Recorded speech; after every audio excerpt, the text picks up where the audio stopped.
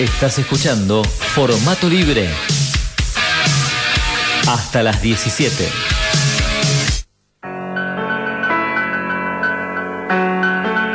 Casualmente, finalidad, extensión de sí mismo, sincronicidad, recorrido en el abismo, fragmentación de la mente humana. Cordialmente, creo que tratamos de nombrar lo mismo. Ay, si no fuese por este mutismo que nos impide expresarnos con palabras. Por favor, no te enojes. Por favor, no te enojes. La la la la la la la la la la. La la la la la la la la la. Hoy piso el escenario, decido caminarlo, digo la verdad, sigo en alta mar, hoy piso el escenario. Muy bien, amigos, amigas de la radio, ¿cómo están? Bienvenidos a este nuevo programa de Formato Libre. Estamos comenzando, la semana comienza con nosotros prácticamente hoy, hay que decirlo. Estamos empezando este nuevo programa, por supuesto, muy contentos de estar aquí en Radio de la Azotea, en los estudios Rodolfo Walsh, en este día fresco. Se vino el invierno hoy en la ciudad de Mar del Plata, con todo, se vino el invierno, ya estamos preparados para salir abrigados. Enseguida vamos a estar con un programón, pero sin querer adelantarles nada. Primero vamos a presentar a los participantes del día de hoy. Les participantes, porque están en los controles Fiorella Vega. ¿Qué tal, Fiorella? Buen día, ¿cómo estás? Bien, levanta el pulgar, Fiorella. Y Mateo Susulich con nosotros aquí en el estudio. ¿Cómo estás, Mateo? Buen día. ¿Todo bien, vos? Buen día, buenas tardes. ¿Todo bien? ¿Todo tranquilo? Buenas tardes, todo bien. Bueno, me alegro. Y Lautaro Merlo, ¿cómo estás, Lautaro? Todo tranquilo. ¿Vos, Joaco? Bien, todo bien. Muy tranquilo, calentito acá en el estudio, hay que decirlo. Antes nos quejábamos del calor, hoy tenemos que ser justos. Hoy está lindo acá en el estudio porque afuera hace un frío impresionante. La verdad que sí. Sí, bajó la temperatura, la verdad. Sí, bajó mucho la temperatura.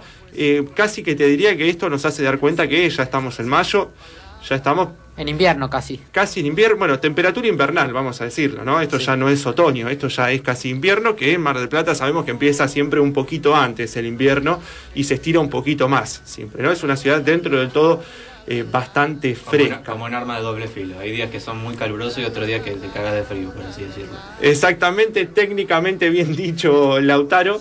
Te morís de frío aquí en la ciudad de Mar del Plata. Así que este es el panorama que estamos manejando por lo menos hoy. El que esté en su casa y no haya salido hoy sabe que se tiene que abrigar, por lo menos. ¿Cómo están, Jorgelina López? Joli, ¿cómo estás? ¿Me escuchás bien ahí? Te escucho perfectamente y los escucho perfectamente. Por acá, bueno, yo estoy en mi casa y estoy en un 7º piso y se ven unas nubes grises, así que bueno, hay que abrigarse. Dicen que va a durar un tiempito este tiempo, así que bueno, acá estamos, bien, contenta nuevamente de estar con ustedes. Bueno, me alegro mucho, Joli, bienvenida a este nuevo programa. Analía Regueira, ¿está por ahí? Estoy acá, firme. Muy ¿Cómo bien. les va? Buenas tardes. Buenas tardes, Analía, ¿por dónde estás? Yo estoy en el bosque. En el bosque. Soy como la Caperucita. Estoy en el bosque, acá hay mucho viento. Sí. Y hace frío. ¿Vieron que dicen, no sé si son rumores o si hay algo de certeza, que acá en el bosque hace un poquito menos, digamos, de temperatura que en el resto de la ciudad? Sí, como que 1 grado 2 menos, dicen. Yo les puedo asegurar que hoy pareciera. Doy fe. Hace un poquito menos porque hace frío acá. Exactamente, se siente en verano el par de grados menos y por supuesto que se siente en invierno también cuando hace un par de grados menos, sobre todo a la madrugada, cuando tenés que salir del bosque, hace un frío bárbaro. Bueno, sí, igual tiene su encanto que empieza a hacer frío, porque a mí, por ejemplo, me gusta mucho la idea de hacer fueguito y de prender el hogar y todo eso, me entusiasma un montón. Así que, bueno, nada, por ahí puede hacer un poquito más de frío si prendemos el hogar e inauguramos la temporada 2021. Exactamente, lindo día para prender el hogar hoy. No tanto para el que tenga que prender el calefactor. El que tiene que prender el calefactor siempre trata de estirarla un poquito más. Dice, bueno, a ver si mañana levanta un poquito la temperatura y ya cuando no se puede más, ahí sí prendés el calefactor de una. Tengan piedad de nosotros. Exactamente, tengan piedad de nosotros. Bueno, vamos a lo nuestro por el día de hoy, porque saben que el sábado sí fue el Día del Trabajador y la Trabajadora, el Día Internacional del Trabajador y la Trabajadora. ¿Sabían ustedes, chicos? Sí. Sí, por supuesto. Obvio. Por supuesto, no trabajó, no, hay gente, por supuesto saludamos a la gente que tuvo que trabajar ese día. El 1 de mayo. El 1 de mayo, la mayor parte de la gente no tuvo que trabajar, no sé. Sí, yo como yo vivo cerca de Jara y como cuando de vez en cuando salgo a pasear, la mayoría de los que están abiertos son almacenes, tipo algunos, porque había otros que estaban cerrados. Claro, exactamente. Almacenes, la mayoría cerrados, algunos por supuesto abiertos, pero bueno, hay servicios que no pueden dejar de brindarse, como los que tienen que ver con salud, seguridad, bueno, por supuesto las estaciones de servicio y demás súper esenciales. No, y hasta cierra el Toledo, que está cerca a 3 cuadras de mi casa, que los únicos días que cierran es el 1 de enero y el 1 de mayo, porque está abierto siempre. Claro, exactamente. Bueno, también lo mismo pasa con los diarios, hay que decirlo, ¿eh? Los diarios en papel no trabajan, no salen el 1 de enero y el 1 de mayo son los únicos 2 días del año, me parece, que no salen en el año. Bueno, ¿qué es lo que vamos a hacer el día de hoy? Vamos a dedicarle nuestro programa a trabajadores esenciales, a los más esenciales desde hace 1 año y medio, que vienen trabajando arduamente en intentar sobrellevar la pandemia de la mejor manera posible. ¿De quiénes estamos hablando, chicos? ¿Cómo? El personal que desde hace 1 año y medio viene trabajando en Los enfermeros, los médicos, los doctores, el personal de salud. Personal de salud en general. Son los que vienen trabajando hace muchísimo, y a ellos les vamos a dedicar nuestro programa del día de hoy. Tuvimos, hay que decirlo, y vamos a ir adelantando un poquito de lo que vamos a ir viendo el día de hoy en este programa, porque la realidad es que tuvimos varias entrevistas, varias reuniones con personas destacadas de lo que es la salud y la salud mental también, hay que decirlo, que cobra un poco más de importancia en este contexto de pandemia, el tema de la salud mental, cómo nos afecta el encierro, sobre todo a cada uno de nosotros, y esta cuestión de que hay una enfermedad dando vueltas, que no sabemos dónde está, pero que en cualquier momento nos podemos contagiar y podemos contagiar a alguien más. Un poco eso es lo que vamos a ver el día de hoy. ¿Qué les parece a las terapistas, a Holly? Bueno, a mí la verdad que me resultó sumamente interesante la propuesta de acá de los jóvenes, de Lautaro y de Mateo, porque, bueno, sí, este año ha sido de particular interés este tema y cómo han cobrado relevancia, si bien las profesiones de la medicina siempre han sido muy importantes en nuestra vida, como hemos hablado ya anteriormente, en esta cuestión de preservar la salud, de actuar de una manera preventiva, ¿no?, con los controles. Con los controles, decía Holly, perdón, con los controles que está yendo, de ir actuando de una manera preventiva. Analía, a ver, Analía está intentando hablar, pero está muteada. ¿Estás por ahí, Analía? A ver. No, estamos con problemas con el audio de Analía, que está queriendo participar. Ahí seguramente se va a reconectar. ¿Ahora? Ahí, ahora sí, muy bien, Analía. Analía tiene una dificultad enorme con la tecnología. Bueno, pero... Es como que la memoria de fijación no me funciona con la tecnología. Pero bueno, retomando el tema que estábamos analizando, a mí me parece que se dio muy pocas veces en la historia, ¿no?, de los trabajadores de la salud este nivel de exposición y de estrés al que se ven sometidos sin poder elegir otra cosa, ¿no? Sí. Me parece que es un personal que está sumamente estresado, sumamente agotado, que tiene que lidiar con cosas que la mayoría de nosotros desconoce, ¿no? Como es esto de intentar salvarle la vida a alguien.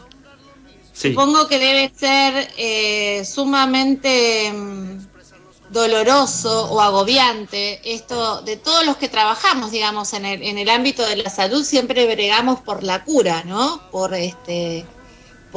lograr una mayor calidad de vida de las personas. Sí. Y hoy por hoy, digamos, pareciera que la realidad nos da vuelta el tablero y nos plantea esto de que lamentablemente los médicos, los enfermeros, las personas que están en la zona de trinchera, digo yo, ¿no?, como si esto fuera una guerra realmente contra un bichito invisible, se encuentran diariamente con esto de tener que dar malas noticias, de no poder, de a pesar del esfuerzo y del tesón que ponen para salvar vidas, a veces no lo logran y llevan muchos meses con esto. Así que creo que es más que merecido el homenaje en el Día del Trabajo a toda esta gente que está haciendo de su trabajo una razón para vivir, no solamente propia, sino para todos. Sí, totalmente. Holly, perdón, le había interrumpido a Holly un catarro por ahí. ¿Cómo está, Holly? ¿Mejor? Sí, perdón. No pasa nada. Un consejo para todos, no hay que comer nuez en el momento del programa de radio porque no le va a ir bien. Es complicado. Hay alimentos que son complicados para la radio. Sí. Bueno, pero sí, totalmente de acuerdo con lo que comentaba Analía. Y bueno, también pensar que bueno, este año 2021 se viene también de una manera brava y ay, qué bueno que los puedo ver.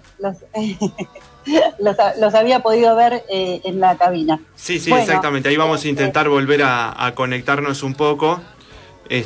Pasa que bueno, nosotros también estamos con algunos problemas de tecnología. Esto no es fácil, hay que decirle a la gente que es a veces incordioso escuchar un programa que cuesta, que a veces no tiene todos los engranajes bien aceitados, pero bueno, de a poco los vamos aceitando y los vamos a ir acomodando para que se escuche lo mejor posible. Bien, bueno, la verdad que a mí me encantaría escuchar estas entrevistas que han realizado, porque la verdad que está bueno poder pensar y escuchar a los protagonistas, ¿no? Sí, totalmente, y es un poco la intención que nació, y hay que decirlo también, de una propuesta directamente de los chicos, ¿sí? Mateo, la semana pasada nos habló y planteó su interés de hacerle una entrevista. ¿A quién, Matú? A Pablo Castro. Pablo Castro, sí. Que es psicólogo, trabaja en un centro de día de discapacidad. Sí. Y además es escritor. Publicó 3 cuentos de ciencia ficción. Exactamente, bueno, buenísimo. Y Lautaro, ¿a quién entrevistaste? No, yo la persona que entrevisté fue a un hombre llamado Andrés Fernández, que trabaja en Buenos Aires en un hospital, en el puesto de guardia, en terapia intensiva, en un hospital especialmente centrado en el COVID. Bien, espectacular. Bueno, ahí está, esta propuesta que nació directamente desde Lautaro y desde Mateo, este interés de poder consultar y entrevistar a gente que realmente ha tenido mucho trabajo, por supuesto, desde la primera línea, el caso de Andrés, y desde la salud mental, el caso de Pablo también, que van a ser nuestros 2 entrevistados del día de hoy. Nosotros lo que vamos a hacer, si les parece, es rápidamente ir encaminándonos para iniciar el segundo bloque, no sin antes decirles que tenemos consigna para poder participar del día de hoy, que ya fueron llegando algunas respuestas que más adelante vamos a ir escuchando, pero que la consigna del día de hoy tiene que ver con qué es lo que más te irrita, qué es lo que más te saca de las casillas, qué cosa que vos decís, ay, no lo puedo soportar, no puedo tolerar que me pase esto. Por ejemplo, a ver, Mateo, ¿pensó algo que así que lo saque de las casillas? Mira, la verdad que yo no soy mucho de sacarme, de enojarme, pero algo que me saca de mis casillas, o sea, tampoco, pero que sí me enoja, que a veces quizás es que a mí me dicen algo y todo me lo tomo como algo malo, o sea, quizás me dicen algo positivo y me lo tomo como claro, algo negativo y no me gusta. La crítica, ¿no? Que a uno lo critiquen mucho, eso a veces molesta. Y claro, hay que saber recibirlo también. Uno a veces igual lo tiene que tomar como una sugerencia, a veces, no siempre tiene que ser una crítica. Claro, no hay que tomárselo siempre como una crítica, aunque a veces sí hay que bancársela porque la gente te critica, por supuesto, pero eso es lo que principalmente a mí me puede llegar a enojar.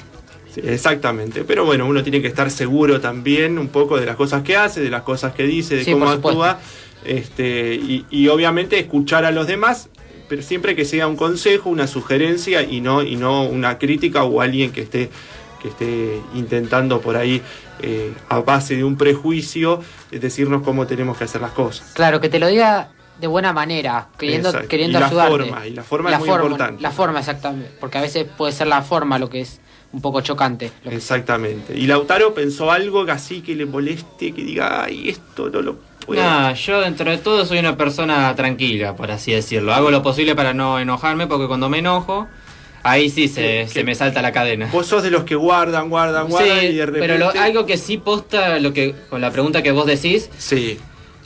Lo que más me saca de quicio, por así decirlo, es cuando una persona se hace el agrandado. Tipo, cuando se hace el canchero con algo cuando definitivamente no es verdad. Cuando no termina siendo esa, tipo, no sé, yo cuando sea grande voy a ser presidente. Un ejemplo así, medio... Un agrandado total. Y bueno, este tipo... me acuerdo, la última vez que me acuerdo que fue, creo que sí, en un entrenamiento, cuando jugaba todavía. Sí. Una persona se hacía el agrandado diciendo, sin mí no son nada. Es como si fuera el Messi del equipo. Claro, entonces, ¿qué te pasa? Sí, lo mandé al carajo, por así decirlo. Básicamente, ¿no? Y bueno, cuando ya tenía la pelota de él, le fui con los tapones de lleno y listo. Claro, contestó en la cancha. Bueno, ahí contestó en la cancha. Sí, pero dentro de todo soy tranquilo, pero esa personalidad me saca... Me acaba bastante rápido la paciencia. Es verdad y te entiendo, y a veces es bastante irritante cuando pasan este tipo de cosas, ¿no? Aparece de repente alguien que se cree indispensable, que se piensa que se destaca de los demás. Que el mundo sin él se acabaría, sí. Y de repente, bueno, también suele ser gente que tiene sus problemas, hay que decirlo, sí, ¿no? Digo, seguramente debe ser una persona que se sienta que si no se puede destacar de esa manera, se sienta un poco mal también. Sí, puede ser también por la típica del que lo malcriaron los papás. También. O que desconfía de él, que no se tiene la suficiente seguridad. Exactamente. Un poco inteligente además, porque digo que se crea que el mejor, y eso me parece que no se tiene mucha confianza, y además... Pasa un poco a veces por la confianza, ese tipo de actitudes, ¿no? Exactamente. Bueno, exactamente. Ahora sí, Mateo, te voy a pedir que nos digas, si las tenés a mano, las redes de contacto, el teléfono, más que nada el WhatsApp, para lo que quieran mandar audio y decirnos qué cosas son las que más le sacan de las casillas. ¿A qué número se tienen que comunicar? Bueno, el número de teléfono es 472-6-887. Sí, ese es el fijo. Ese es el fijo. Que quieras llamar. ¿Y el WhatsApp? Y el WhatsApp es 223-5-8-28-700, perdón. Exactamente, ahí está, 2235-828700, es el teléfono de WhatsApp. Ahí no llamen, manden audio. Claro, y para los que en todo caso quieren pasar por la ventana, bueno, y saludarnos donde estamos haciendo el estudio de radio. ¿Por dónde? La dirección es Don Bosco 1788. Espectacular, Don Bosco 1788, nos van a encontrar aquí haciendo el programa detrás del vidrio. Hay que decir que se largó a llover recién, el que quiera salir... Bien. Se largó un chaparroncito, no sé si se va a sostener mucho tiempo más. Mientras tanto, nosotros nos vamos a ir al segundo bloque porque tenemos muchas entrevistas, muchos invitados y mucho análisis por hacer el día de hoy. Vamos a un corte y enseguida volvemos con el segundo bloque de Formato Libre. Hasta las 17, seguí acompañándonos. Estamos en Formato Libre.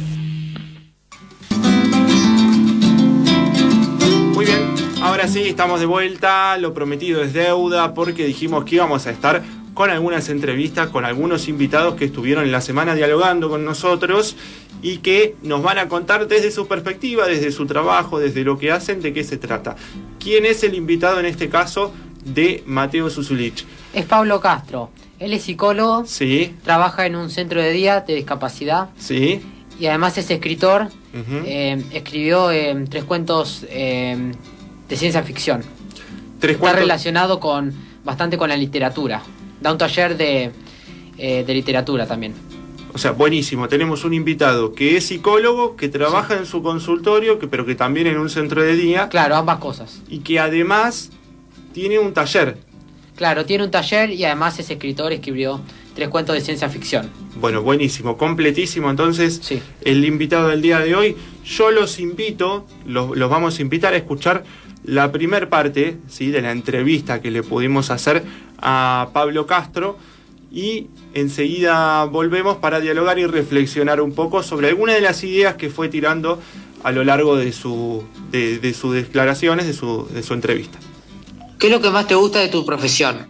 Bueno, primero muchas gracias por la invitación, y una de las cosas lindas que tiene la profesión, quizás quizás no me animaría a decir que es la mejor, pero la verdad es muy grata, es poder sentarse a charlar de estas cosas con cualquier persona, ¿no? Estar a la disposición de distintas actividades que pueden tener que ver con lo que uno hace, en este caso la psicología, el psicoanálisis, y conversar de estos temas con cualquier persona, en este caso con ustedes en el programa. La verdad que es muy grato.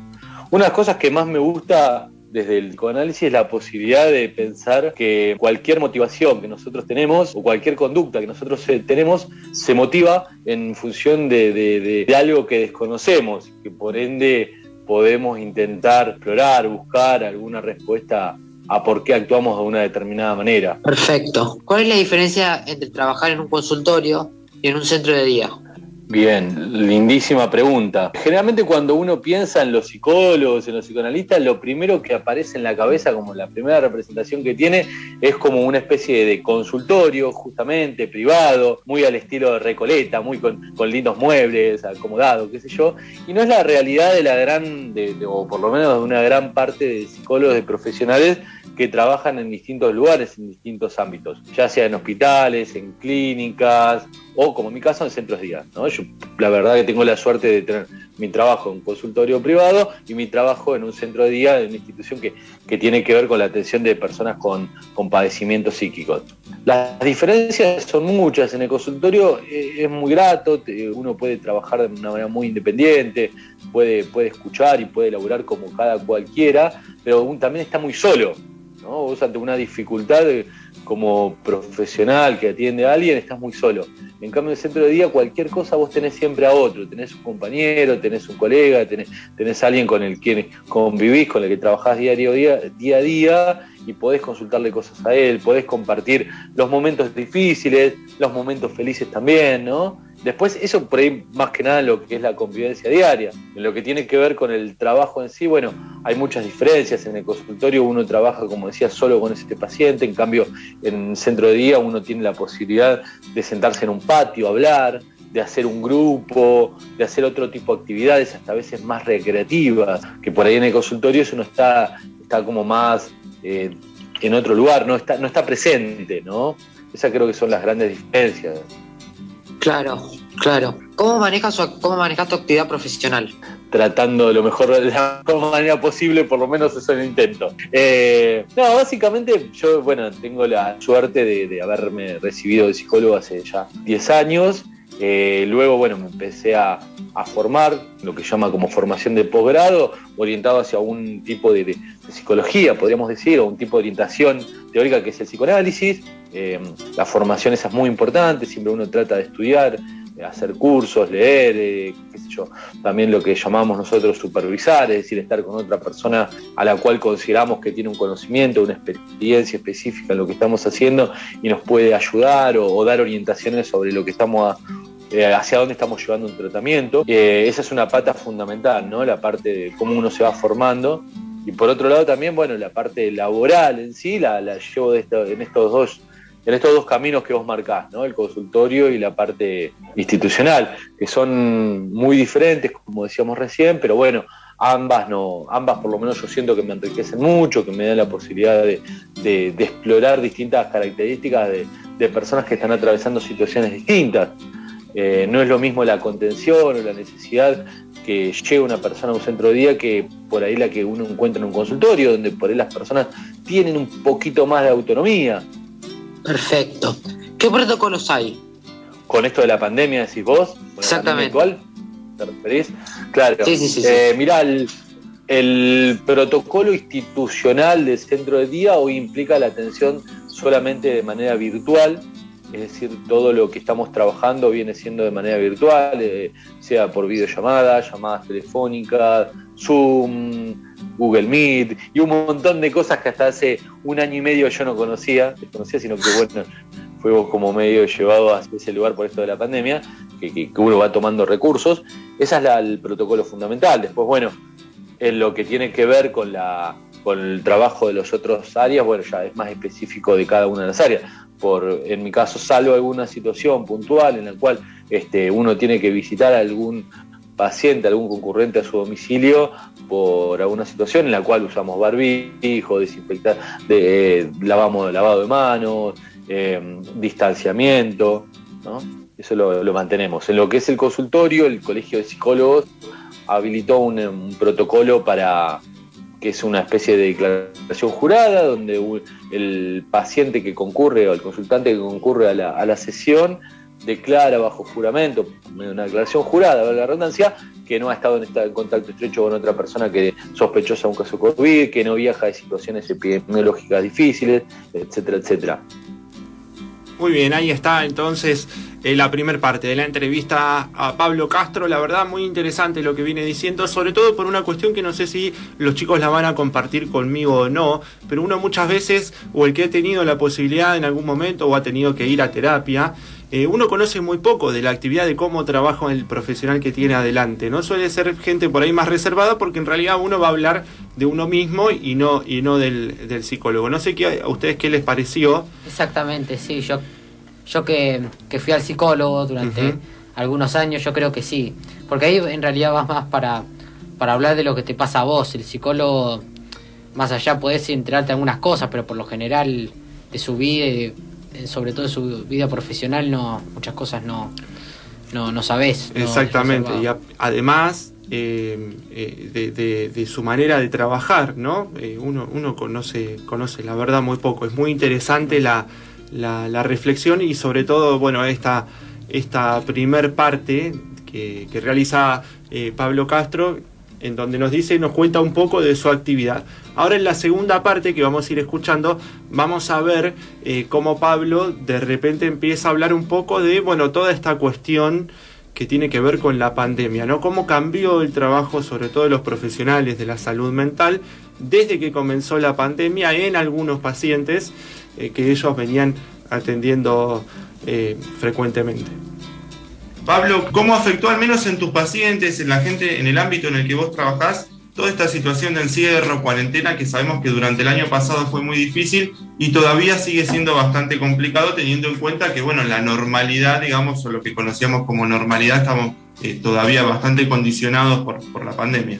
Sí, mirá, uno tiene presentaciones en el consultorio, personas que traen determinadas, vamos a llamarlas así, dificultades, problemáticas de distinto orden. Cuando pensamos al psicoanálisis, no lo pensamos desde el lugar de que esas problemáticas o esa sintomatología o esas dificultades se refieren solamente a esa problemática en sí, sino que siempre como que buscamos rastrear lo que hay por debajo, el trasfondo que lo sostiene, ¿no? Introducción esta para justamente hablar de lo que estamos, de tu pregunta, ¿no? En la cual uno sí observa que, bueno, que hay situaciones que se han desacomodado los planetas de todos en algún punto, quien ha estado por ahí más encerrado, o quien ha perdido familiares, o quien ha perdido determinados hábitos de su vida cotidiana, se ha desacomodado y ha aparecido situaciones o de angustia o de ansiedad. Ahora, estas angustias, estos síntomas, no solamente cuando uno los analiza, remiten a la situación actual del encierro, de la pérdida, sino que remiten muchas veces a cuestiones de la historia de cada uno, que dada la vida cotidiana que todos llevamos, muchas veces no miramos. Entonces esta angustia, estas ansiedades que uno escucha hoy en el consultorio de mucha gente que la verdad que la ha pasado muy mal y que se le traduce ese malestar en un síntoma, podemos pensar que ese síntoma, esa angustia, esa ansiedad, ese malestar, tristezas, esas sensaciones, también hacen referencia no solamente a la cuestión de la encierro, de la cuarentena, o como querramos llamarlo, sino también cuestiones de historias propias, ¿no? Entonces esta cosa se empieza a mezclar. Y es una mezcla muy linda, muy interesante, me parece, para todos los que intentamos pensar la salud mental, para no quedarnos solamente en que la angustia o la ansiedad que alguien tiene se remite solamente a este hecho actual difícil, tan paradigmático y que seguramente lo vamos a recordar por mucho tiempo, que es la cuarentena, el encierro, etcétera, etcétera, sino también implica una posibilidad de revisar nuestras cuestiones, ¿no? Yo creo que quienes estén escuchando este programa seguramente más de una ocasión han tenido situaciones en esta cuarentena tan extensa, en esta pandemia tan larga, en la cual se han sentido mal o han extrañado cosas de su vida habitual o han perdido cuestiones que son importantes, pero también es importante la reflexión posterior de esto, de decir, bueno, a ver, ¿con qué de mi vida yo puedo enganchar esta angustia que estoy sintiendo. Si yo me siento mal porque, no sé, porque pierdo las reuniones sociales en las cuales solía desenvolverme, a ver, estas reuniones sociales en las que solía desenvolverme, ¿a qué refieren en mi vida? ¿A qué hacen referencia? ¿Qué otras reuniones sociales, qué otras cosas sociales yo he perdido anteriormente, ¿no? Hacer esa reconstrucción histórica, si se quiere, es muy importante para no quedarnos solamente en el hecho anecdótico de la angustia actual, sino, bueno, engancharla esa angustia con otras cuestiones que tienen que ver con nuestra historia. ¿Cuánto tiempo estudiaste? Yo me inicié la carrera, la facultad en 2001 y me recibí en 2008. Y bueno, después, una vez que te recibís, la verdad que seguís estudiando, no tenés quizás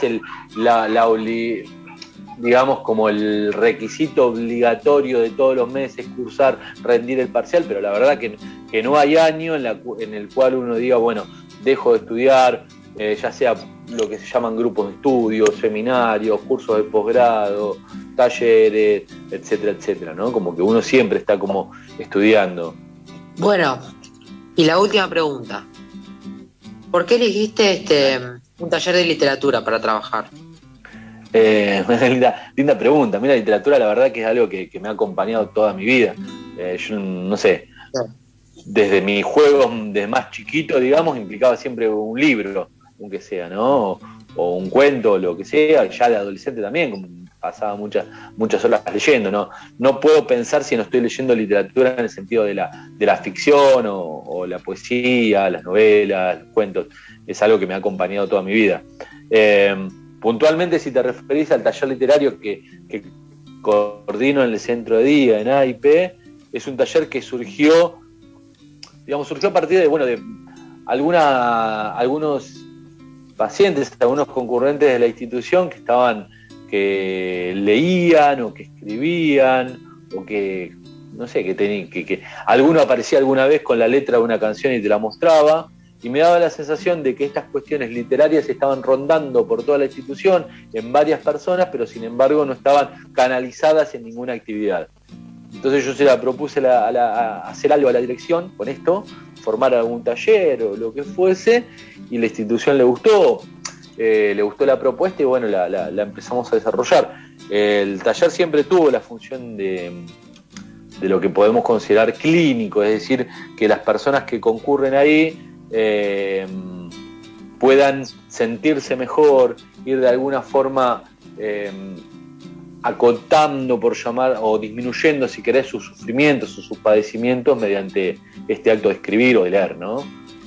Que eso también fue lo que te llevó quizá a publicar 3 libros de ciencia ficción, 3 cuentos. Sí, puede ser. Yo creo que está bueno lo que decís vos.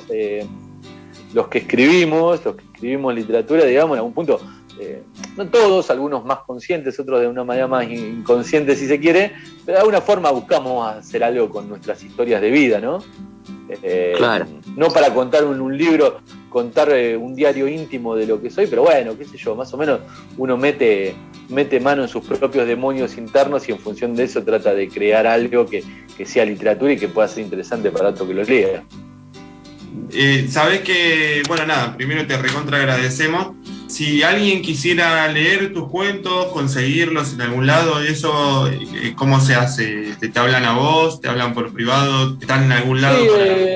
Sí, bueno, mi primer libro es un libro de cuentos que se llama Carne de Aleph, que lo vende la editorial, digamos, y está disponible a la venta, digamos, en la página de la editorial, que es Peces de Ciudad Ediciones. Y el otro libro es una novela que se llama El flaco que quería ser Perón, que en algunas librerías de Mar del Plata se consigue, y si no, bueno, me pueden escribir, no hay problema.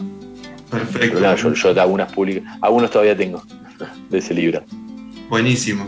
Sí. Bueno, Pablo, te agradecemos muchísimo el contacto. Esperemos no haberte molestado mucho en el Día del Trabajador. Y nada, bueno, estaremos en contacto más adelante seguramente. Fue un placer enorme, la verdad, muy interesante. Y bueno, el martes estaremos ahí prendidos. Perfecto, buenísimo. Ahí está. Pablo, muchísimas gracias, en serio. Muchas gracias. Estamos viendo y estamos en contacto. Bueno, adiós. Chao, che, muchas gracias. Felicitaciones. Chao, por favor, muchísimas gracias a vos. Hasta luego.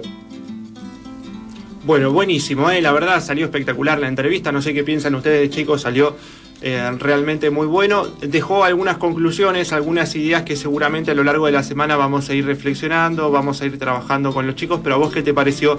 Particularmente le pregunto a Mateo, que es quien estuvo coordinando esta entrevista, por decirlo de alguna manera. Y me pareció muy interesante, primero porque habla en una parte de cómo se sienten las personas sí. En esto de la pandemia, como, viste, él como psicólogo, como, viste, le van contando cómo se siente, qué les afecta, porque quizá a algunos le afecta más que otros por la pérdida de familiares, no poder reunirse con sus amigos. Sí, exactamente, y que digo que creo que es algo que está en todos, ¿no? No conozco una sola persona que por alguna cuestión esta situación de pandemia, cuarentena, no le haya afectado en algún punto, ¿no? Digo, creo que a todos en algún punto nos afectó la cuarentena. Sí, yo conozco algún caso que porque le gusta quedarse en su casa, porque está todo el tiempo con videos, con YouTube, con todo eso, que quizá no tanto, porque ya está acostumbrado a estar adentro, claro. Pero un punto, viste, no sé. Y en algún punto me parece a mí que a todos nos afectó en algo la pandemia, y vamos a dejar esta pregunta, ¿sí?, para que cada uno reflexione sobre sí mismo, sobre estas cuestiones que hablaba Pablo recién, que tienen que ver a veces con cosas que uno ya traía antes de la pandemia, pero que quedan expuestas una vez que comenzó la pandemia y sobre todo la cuarentena y el encierro, ¿no? Claro, exactamente. Que reflexionen, a ver cómo se sigue, qué pueden hacer con eso. Exactamente. Y este es el desafío que le dejamos mientras tanto, y mientras cada uno piensa en su casa, nosotros nos vamos rapidito a una tanda y enseguida volvemos con la última parte del programa y la entrevista que estuvo realizando Lautaro en la semana. Enseguida seguimos compartiendo Formato Libre. Quédate escuchando Formato Libre, el magazine periodístico de las y los jóvenes marplatenses.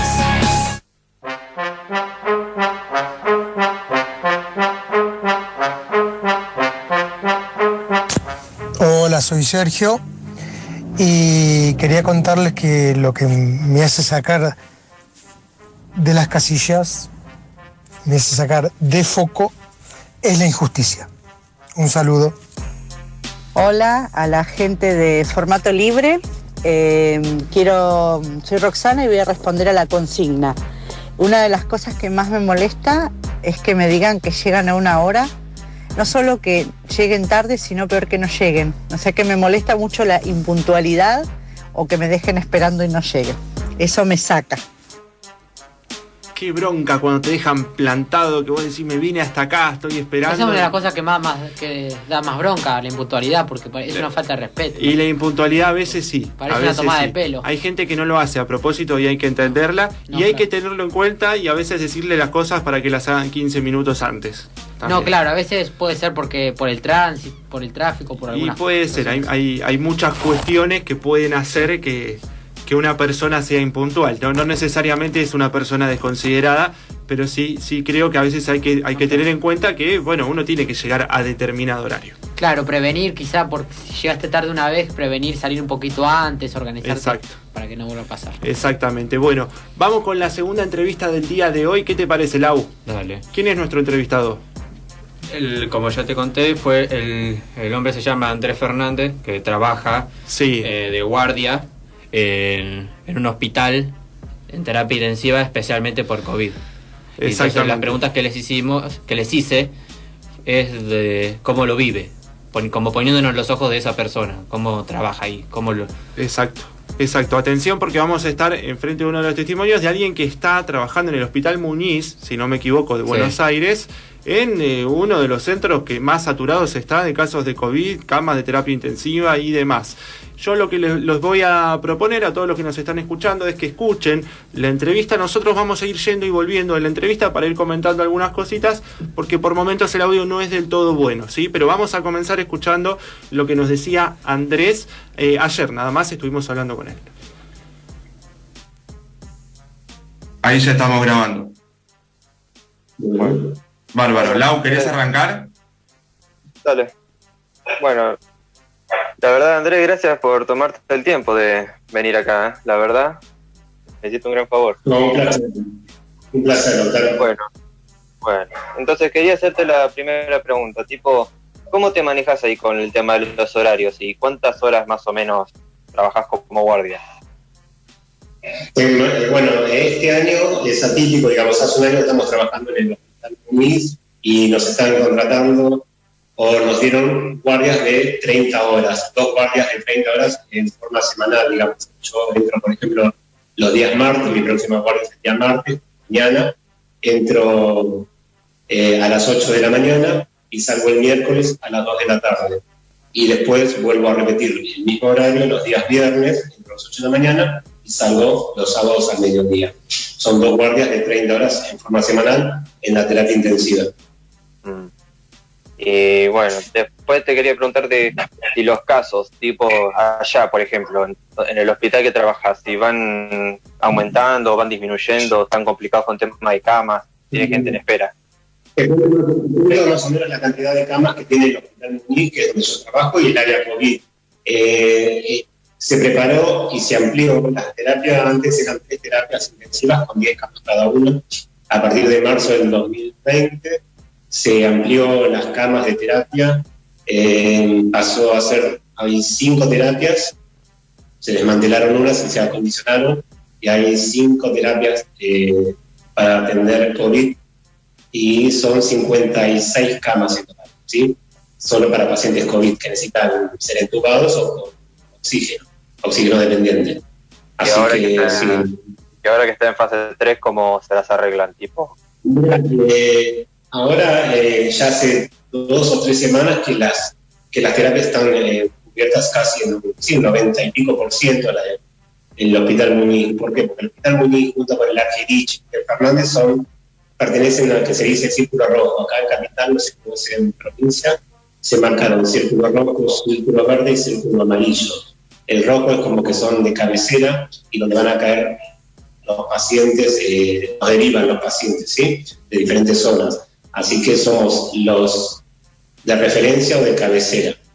Como no hay muchas camas disponibles, ahora esta semana se va a abrir un lugar que se llama terapia intermedia para unidades de CAFO, que dice que es cánula de alto flujo, para pacientes que no requieren estar entubados, pero requieren sí un trabajo con una mayor demanda de oxígeno, máscara reservorio, para mejorar la saturación de oxígeno. Así que se van a agregar más o menos 15 camas.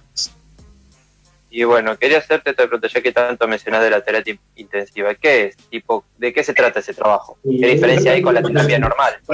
Ahí está, bueno, ahí vamos a cortar un cachito acá para explicar y de alguna manera retomar más adelante lo que venía diciendo Andrés en la entrevista que hicimos con Lautaro. Andrés trabaja en el Hospital Muniz, está al frente de lo que es la lucha contra el COVID. En ese hospital está en lo que él decía, el semáforo rojo, ¿no? Es decir, el Hospital Muniz cubre toda la zona, todos los casos de COVID graves que van y que están en Capital Federal puntualmente, van a parar, entre otros hospitales, al Hospital Muniz. ¿Sí? Eso es lo que estaba diciendo Andrés.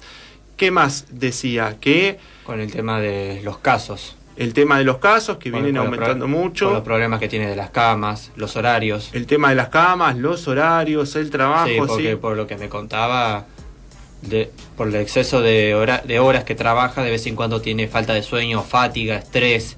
Claro, la fatiga, todo. Sí, en algún momento de la entrevista él va a hablar un poco también de esta cuestión de la fatiga, sí, ¿no? Que la verdad que es un dolor de huevo. Es tremendo, es tremendo. Así que vamos a seguir escuchando un poquito lo que nos venía diciendo Andrés al respecto. ¿Qué tanto mencionás de la terapia intensiva? ¿Qué es? Tipo, ¿de qué se trata ese trabajo? ¿Qué diferencia hay con la terapia normal? Bueno, te cuento más o menos mi trabajo, la terapia intensiva para pacientes con COVID, porque es muy amplio el trabajo. Sí, bueno, pues al menos contame de tu perspectiva. Bueno, el trabajo consiste en la terapia intensiva que recibimos al paciente generalmente cuando requiere oxígeno. Generalmente nosotros lo que hacemos es ventilar al paciente. ¿En qué consiste ventilar? Es cuando hay que entubarlo o conectarlo al respirador automático, que es lo que se entiende más o menos, ¿sí? Que requiere mayor oxígeno. Generalmente ese es mi trabajo, entubarlo, prepararlo para la intubación, entubarlo. Y también, no sé si sabés más o menos que en los pacientes con COVID ahora se está usando mucho el pronado, que son pacientes que no se usaban antes, que la terapia intensiva se ponen boca abajo, para que tengan una mejor oxigenación. Eso es un trabajo bastante complicado porque hay que hacerlo con varios profesionales, donde participan tanto los enfermeros, los médicos, kinesiólogos, porque hay que darlo vuelta al paciente con el tubo y el respirador, ¿sí? Entonces son movimientos críticos y de mucho cuidado. Y otro de los trabajos que se hace en la terapia, bueno, es medir el nivel de oxígeno en sangre, todo lo que se hace en terapia ajeno al COVID, potenciado, ¿sí? Así que bueno, es un trabajo bastante arduo y donde se trabaja mucho el tema de ver los pacientes con COVID, por ejemplo, son muy propensos a tener una neumonía bilateral, que en otra patología no se da. Entonces los pacientes tienen fiebre, diferentes sintomatologías, también se trata. ¿Sí? Ese es el trabajo más o menos que se maneja en una terapia intensiva abocado a los pacientes con COVID. Bueno, y última pregunta. No sé si vos ya me respondiste del tema de cómo te manejás con los horarios de sueño, tipo, o cómo son los protocolos ahí también. ¿De sueño? Sí. Bueno, está muy complicado el ciclo del sueño mientras que hacemos las guardias, porque son guardias como muy intensas en cuanto el que hay que estar continuamente, ya te digo, son 50 y pico de pacientes, donde cuando terminas con uno tenés que volver a dar la recorrida para ver el otro paciente. Nosotros tenemos un sector para descansar, a veces podemos descansar y a veces no, y nos dan horario, y nada, son como, estamos pasando un momento así de estrés, fatiga, cansancio generalizado, creo, y esperemos que, hace un año y pico ya que estamos este ritmo de trabajo. Ahí está, bueno. Entonces, gran parte de lo que estaba diciendo Andrés tiene que ver con lo que decía Lautaro antes, ¿no? También la fatiga, el estrés, el cansancio de todo el cuerpo médico que está a cargo de esta situación, ¿no? De las terapias intensivas. Yo creo que al principio de la nota Andrés decía la cantidad de horas que trabaja, las veces que hace guardia. Sí, ¿vos te acordás, Lau, más o menos cuántas eran? Por ejemplo, los miércoles que entraba a las 8 de la mañana y salía a las 2 de la tarde. Claro, o sea, es decir, creo que así casi todos los días. Claro, pero no a las 8, o sea, él entraba a las 8 de la mañana del martes y salía a las 2 de la tarde del miércoles. Sí. Es decir, estaba un día entero en el hospital y 30, un poco más ya también. Que lo decís, 30 horas. 30 horas, exactamente, esas son la cantidad de guardias en donde a veces podía descansar y a veces no. Algo descansar bastante... de no dormir, o sea, descansar, tomar un café. Pero eso no. Ni hablar que sí, pero a veces uno necesita dormir, claro. Y más si trabaja de guardia, que es lo que más, en el momento que más despierto tenés que estar. Exactamente, se ve que mucha adrenalina también debe tener en su trabajo y en el día a día. Les propongo escuchar la última parte, si quieren, ¿sí? De la entrevista, y enseguida volvemos ya con el cierre del programa. Yo quería hacerte por ahí algunas preguntas más. Al respecto, y aprovechando que te tenemos acá y que no es fácil conseguir un médico que se preste para dar este tipo de entrevistas. ¿Cómo ves o cuál es la perspectiva, por lo menos desde el hospital, que tienen de esta situación en particular? Sobre todo respecto a las medidas que se están tomando a nivel general, ¿ustedes creen que funcionan las que están, que habría que ajustarlas, que la gente debería cuidarse quizás un poco más? Acá en Capital Federal, por ejemplo, se tomaron más medidas hace 2 semanas, creo. Se hicieron cierres, por ejemplo, de gimnasios. Hay como un cierre de comercio más temprano, tipo 7 de la tarde, y una circulación un poco más limitada. Con eso se está viendo, por ejemplo, que los casos se estabilizaron y han descendido un poco. Si bien el nivel de la ocupación de la terapia intensiva sigue siendo alta, hay 2 causas. Primero, porque los pacientes que están ahora en la terapia intensiva cambió un montón desde la primera ola a la segunda. Sí, cambió porque la población disminuyó de edad, entonces tiene un mayor promedio de vida, un mayor tiempo de estadía en la terapia intensiva. Claro. Entonces no hay menos rotación, ¿sí? Entonces, por ejemplo, ahora son de 55 o 60 años. El paciente más grande que tuvimos en la terapia intensiva la semana pasada, el día viernes, fue de 60 años, 63 años, cuando antes eran de 80, 90. Eso es porque la campaña de vacunación está dando sus resultados, en forma lenta, por supuesto, pero bueno, yo creo que hay una luz ahí al final de que va a mejorar en un par de meses. Perfecto. ¿Ustedes notan también esto, que la campaña de vacunación también ayudó para que el promedio de edad baje? Sí, por supuesto, eso fue fundamental. Ya te digo, no se ven pacientes de 80, 90 años 70 y pico de años, como estaba ocurriendo hasta el mes de diciembre, por ejemplo, donde la mayor cantidad de población en la terapia era ese tipo de formación. Ahora no, hay chicos de 33 años, de 50, de 60, que antes no se veía. Y Andrés, a ver, preguntarte el tema, ¿cómo ves vos, desde tu postura de médico, la responsabilidad social ya a un año y pico de la pandemia? Nos interesa escuchar de parte de un médico qué es lo que tienen para decir cuando ve que de repente hay muchas cosas que no se hacen como deberían hacerse por parte de la sociedad. La sociedad es poco empática en general, y ante esto se notó también la poca empatía, la poca voluntad de ver el sufrimiento del otro. Y ahora lo veo con la gente joven, que si bien tienen una mejor supervivencia, digamos, no han cuidado a sus padres o sus abuelos, por ejemplo, para las fiestas.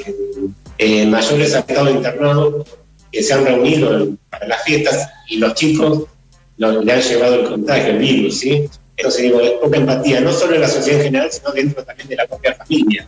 Claro, qué raro, porque después está la culpa de haber al abuelo o al padre, pero hasta ese momento no hay noción de solidaridad, ¿sí? Está muy difícil. Los chicos, pero eso no pasa acá. Yo tengo conocidos en Europa, en Francia, en Dinamarca, en Estados Unidos mismo, y es a nivel general. Pasa que a nivel Argentina se ha potenciado, pero pasó en todos lados. Bueno, muchísimas gracias, Andrés, y esperemos que en algún momento de más descanso, que no haya tanta actividad por parte del cuerpo médico, podamos estar de nuevo en contacto, ya más tranquilos y con otra perspectiva. Perfecto, estamos hablando. Nos vemos, Andrés. Gracias, Dale, Andrés, muchísimas gracias. Bien, buenísimo, Ahí pasaba entonces la entrevista con Andrés. ¿Qué te pareció, Lau, así cortito como para terminar? ¿Cómo la viste vos, la entrevista? Se aprendió bastante de cómo se manejan los médicos en esa parte. Eso, ¿no? Poder tener el testimonio en primera persona, de alguien que está ahí en el ojo del huracán. Donde mayores problemas se juntan. Exactamente, y que nos pueda, y que se tome tiempo también, que por eso le queríamos agradecer también a Andrés, de hablar con nosotros un poquito sobre todo lo que está viviendo. Exacto. Por eso es que me parece también muy importante lo que dijeron al principio del programa, de dedicarle esto a los que trabajan en salud, en el caso de los médicos, de los enfermeros, porque la verdad que están haciendo un trabajo increíble, están trabajando muchas horas, se entiende que están muy cansados porque esto ya hace más de un año que empezó la pandemia. Exactamente, por eso, y ya para cerrar, vamos a ir saludando. Holly, ¿estás ahí? ¿Nos escuchás? Te vemos. Acá estoy, atenta, la verdad, un honor haber escuchado a estas dos personas que pudieron estar en nuestro programa. Y al médico, bueno, más que mi respeto, todo mi reflexión con respecto al compromiso de lo que tenemos que hacer, ¿no? Que tenemos que aprender como sociedad para que justamente esta gente reciba aquellos casos que sí son extremos, pero que los que podemos cuidarnos nos sigamos cuidando. Exactamente. Analía, cortito antes de irnos, muchas gracias por participar. Nada, me parece conmovedor lo del médico, ¿no? Me parece... Y por otro lado también esto de la salud mental, digo, ¿no? Si esto se prolonga en el tiempo, pero hay algunas de las cosas que decía Pablo me parece que también son válidas. Uh-huh. Las cosas que nos hacen bien, la literatura, la música, el arte, la pintura, las cosas que nos hacen bien están a nuestro servicio para pasar esto lo mejor posible. Sí. A todos nos sirven las cosas que nos hacen bien. Sí, totalmente. Por eso le decimos a la gente que está escuchando del otro lado, ya sabemos lo que hay que hacer, sabemos lo que no hay que hacer, es momento de cuidarnos, es momento de tratar de aplicar al máximo todas las medidas que haya que tomar para que la situación de a poquito vaya mejorando y que de repente ya cuando estemos todos o la mayoría vacunados y este problema ya no sea tan importante, bueno, poder salir a disfrutar como lo hacíamos siempre. Gracias a todos los que participaron del programa de hoy, gracias Friera Vega, gracias Matu. No, por favor, un placer. Gracias, Lau. Igualmente. Exactamente, gracias Analía, gracias Holly, gracias a Radio de la Azotea. Nos estamos reencontrando la semana que viene a las 4 de la tarde aquí en Formato Libre. Hasta luego.